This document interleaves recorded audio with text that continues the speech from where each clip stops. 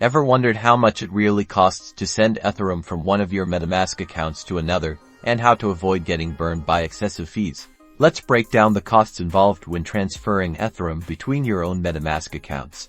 First, understand that every Ethereum transaction requires gas, which is essentially the fee paid to the Ethereum network to process your transaction. This gas cost is made up of two main parts: the gas limit, which is the maximum amount of gas your transaction can use, and the gas price, which you pay per unit of gas. The total fee is these multiplied. MetaMask usually suggests a gas limit, but you can adjust it. Now, gas prices fluctuate wildly depending on how busy the Ethereum network is. Imagine it like rush hour on a highway. The more people trying to use the network, the higher the gas prices become.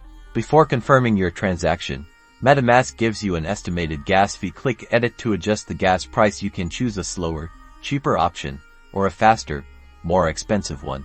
A lower gas price means your transaction might take longer, while a higher gas price increases the likelihood of it being processed quickly. There are also websites and browser extensions that help you track current gas prices to find the sweet spot between speed and cost. By understanding gas limits and prices, and monitoring network congestion, you can transfer Ethereum between your MetaMask accounts without overpaying. Keep an eye on those fees and happy transacting.